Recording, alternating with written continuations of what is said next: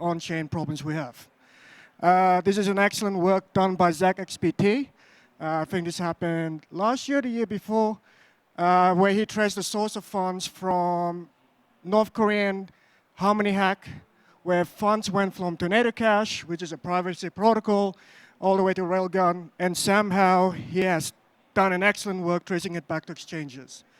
Well, there are three problems in this diagram here. One, the privacy protocols did not stop any of the source of funds. Two, the privacy protocols, both Railgun and Tornado Cash, did not report the flow of funds. And three, both protocols did not provide enough privacy to anonymize the source of funds. Now, these are not the main problems. The main problem is that with the current investment being made into privacy tech and the ever-growing talent pool that we have right now working in the privacy industry, I believe that in 4 to 6 months' time, we have this magical marriage between ZK privacy and FHE. And the problem with that is that in this scenario, this becomes a complete black box. And it's going to make someone like Zach XPT lives a lot harder. And I don't need to say anymore that, if regulators are going to see this, they're going to probably crap their pants, right? And they'll do absolutely anything to stop from this happening. So what is Oxbow's interest in this space? Well, to make it simple, we want to defend the future of on-chain privacy. We want to protect the investments made into privacy technology, and we want to protect the life or livelihoods of all the contributors of privacy tech. And last and most importantly, we want to protect the rights of privacy in Web 3.0. Well, how do we do this? Well, in September 2023, Vitalik and Amin, both that we are actually working closely with, Amin has a project called Privacy Pool, and Akram from Chainway is working hard to implement that to mainnet. They both released this paper, September 2023, talking about how to achieve or how to practice due diligence for privacy system. What they've introduced is a novel but a very simple way for privacy protocol to exercise its due diligence and ensure that privacy is only guaranteed to good actors. I won't go into too much detail, but if you know how Tornado Cash works, when you make a deposit into a Tornado Cash pool, that creates a UTXO. When you do a withdrawal, that's when privacy is guaranteed. You submit a ZK proof of balance to a relay, and the relay then proceeds with the withdrawal. Well, what Privacy Pool does, it extends this a little bit further by adding another proof, which is what we call a proof of innocence. And what this is proving that your set of deposits are members of a more restrictive association set. Who is providing this association set? Well, experts. That's us as the association set provider. The members of our association set are deposits that we have audited through a very lengthy reviewing process, either by third-party vendors or credible or experts in that space.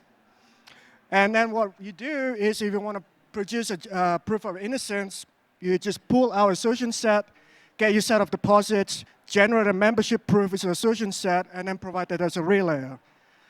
So this is a very high-level technical view of what essentially happens. On withdrawal, the user generates both the proof of innocence and proof balance through us, through ASP, and then provides that to the relayer. And that guarantees confidence for the relayer that they are not facilitating any criminal activity. Just to do a little quick demonstration of our association set. So right now, this is one of the privacy pool contract on a testnet. We go over to just a sample transaction. This is the essentially UTXO. We hash that. We forward that to our reviewing process. And based on the reports that we aggregate, we either put that in our inclusion set or exclusion set. So exclusion set means that we've traced that source of funds to criminal activity. Inclusion set means that it's all clean. If you want to get an entire set related to the pool, you can, the Web 2 way of doing things, okay, that's all a bit blurry, isn't it? Is there a way to make this sharper? Okay, cool. You just simply call our API, specify what contract it is, and that generates pretty much a solution set that includes everything that's inclusion set. If you want to know what's in the exclusion set, so what we have rejected, there you go. Those are the transactions that have been rejected.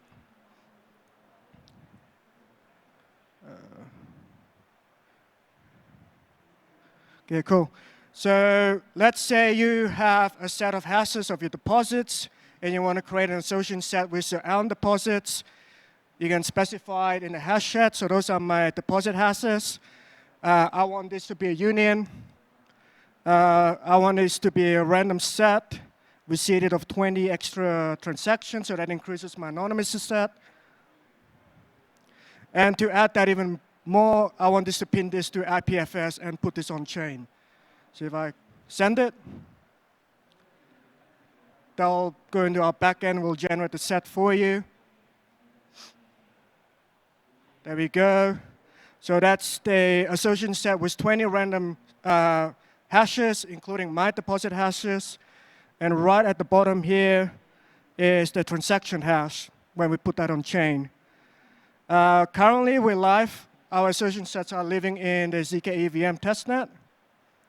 So if I go to the transaction, and we go to the logs, that's the Merkle root of the set. That's just a generated UID of the set. And this is the IPFS hash for the generated association set. Now here, containing all the data for you to construct the Merkle tree and verify everything. And this includes all the records or all the elements that are part of the association set, including your own deposit as well. So then by generating a membership proof of your deposit to this association set, then you can produce a proof of innocence.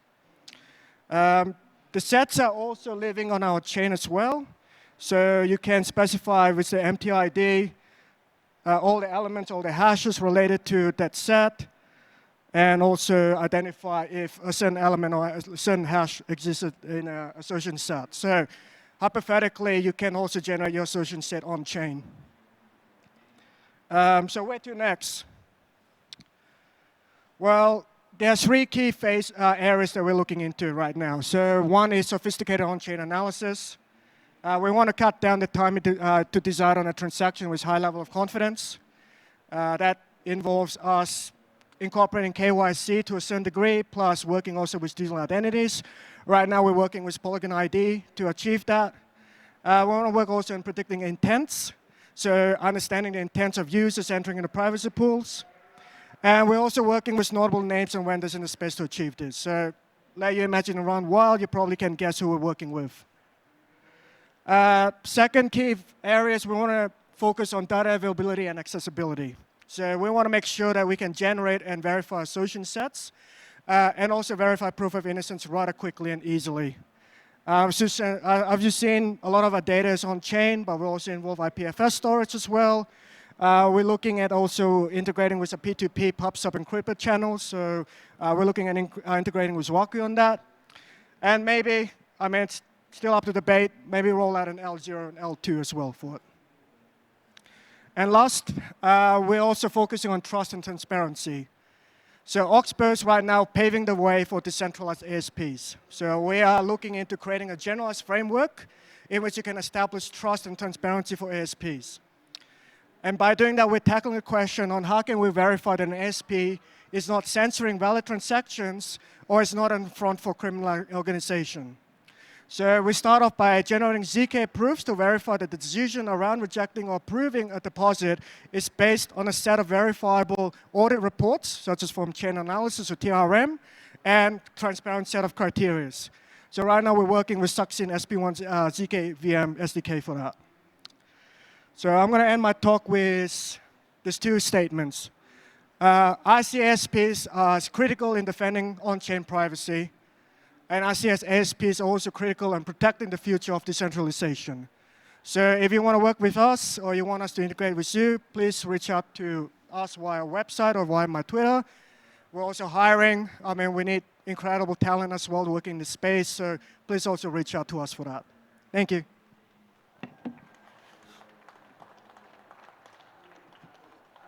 Oh, yeah, any questions? No? Okay, cool.